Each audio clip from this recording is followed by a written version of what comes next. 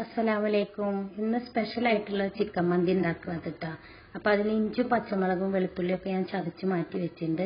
ഇനി ഒരു ഗ്രൈൻഡർ എടുത്തിട്ട് അതിലേക്ക് 2 ചിക്കൻ സ്റ്റോക്കിൻ്റെ അത് ഇട്ട് കൊടുത്ത് മല്ലി ഇട്ട് കൊടുത്തിട്ട് സ്വല്പം വെള്ളം ഒഴിച്ചാൽ ഒന്നിങ്ങനെ ചതച്ചെടുക്കുക. ഇനി ചിക്കൻ കഴുകിയിട്ട് ഞാൻ നല്ലോണം കഴുകി വാര വെച്ചിട്ടുണ്ട്. അതൊന്ന് വരിഞ്ഞ് വെച്ചിട്ട് അതിലേക്ക് ഈ മസാലയുടെ കൂട്ടുകളൊക്കെ ഇട്ട് കൊടുക്കുക.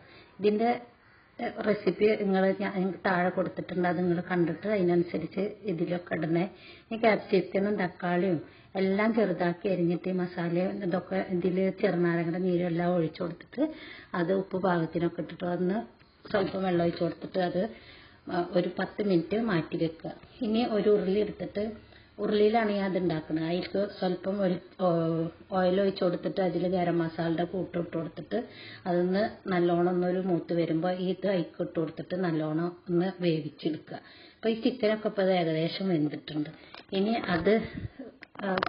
അതിലേക്കുള്ള ഞങ്ങൾക്ക് അരി വേവിക്കാൻ വേണ്ടിയിട്ട് വെള്ളം അടുപ്പത്ത് വെക്കാം. അപ്പോൾ ആ വെള്ളം തിളച്ച് വരുമ്പോൾ അതിലേക്ക് ഗരം മസാലയും സ്വല്പം പാകത്തിന് ഉപ്പും സ്വല്പം ഓയിലും പിന്നെ ചെറുനാരങ്ങയുടെ നീരും കൂടെ ഒഴിച്ചു കൊടുത്തിട്ട് അതൊന്ന് അടച്ച് വെക്കുക. അപ്പോൾ ആ വെള്ളം തിളച്ച് വരുമ്പോഴേക്കും അരി കഴുകിയിട്ട് ഒന്ന് കുതിരാൻ വേണ്ടി വെച്ചിട്ടുണ്ടായിരുന്നു. മന്തിയുടെ അരിയാണ് ഞാൻ വാങ്ങിച്ചിട്ടുണ്ടായിരുന്നത്.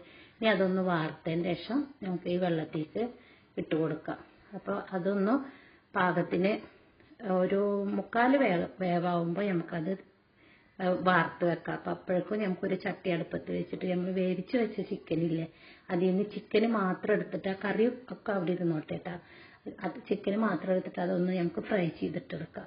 അപ്പം എല്ലാ ചിക്കനും ഫ്രൈ ചെയ്തെടുത്തിട്ട് മാറ്റി വെച്ചിട്ടുണ്ട്. ഇപ്പോൾ നമ്മളെ ചോറ് ഏകദേശം 3/4 വേവ് പാകത്തിനായിട്ടുണ്ട്. അത് വാർത്തതിൻ്റെ ശേഷം ആ മാറ്റിയ ഉരുളിയിലേക്ക് ഈ ചോറ് ഇട്ട് കൊടുത്തിട്ട് നല്ലോണം ഒന്ന് ഇളക്കി കൊടുക്കുക.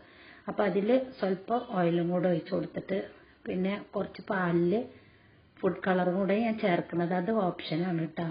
എന്നിട്ട് എല്ലാം കൂടെ മിക്സ് ചെയ്ത് കുറച്ച് മല്ലിയിലും പുതിനയും കൂടെ ആഡ് ചെയ്ത് കൊടുക്കുക.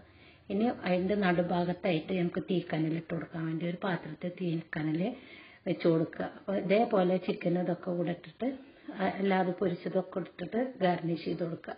ഇനി ആ തീക്കനൽ വെച്ച് കൊടുത്തിട്ട് നമുക്കൊന്ന് മൂടി വെക്കാം. അങ്ങനെ ഒരു 5 മിനിറ്റ് ചെറിയ തീയിലായിട്ട് ദമ്മ് വെച്ച് കൊടുക്കുക. അപ്പോൾ തീ ഓഫ് ആക്കുക. അപ്പോൾ നമ്മൾ അടിപൊളി സ്പെഷ്യലായിട്ടുള്ള ഈ ചിക്കൻ മന്തി എല്ലാവരും ട്രൈ ചെയ്ത് നോക്കണേ. നല്ല സ്വാദിഷ്ടമായ ഈ മന്തി കഴിക്കാനും നല്ല രുചിയാണ്. അപ്പോൾ എല്ലാവരും ഉണ്ടാക്കി നോക്കുക. ഇതിൻ്റെ ഒപ്പമുള്ള മയോണൈസും പിന്നെ ടൊമാറ്റോ സോസും ഞാൻ വീഡിയോ ഇട്ടിട്ടുണ്ട് കേട്ടോ. ഓക്കെ.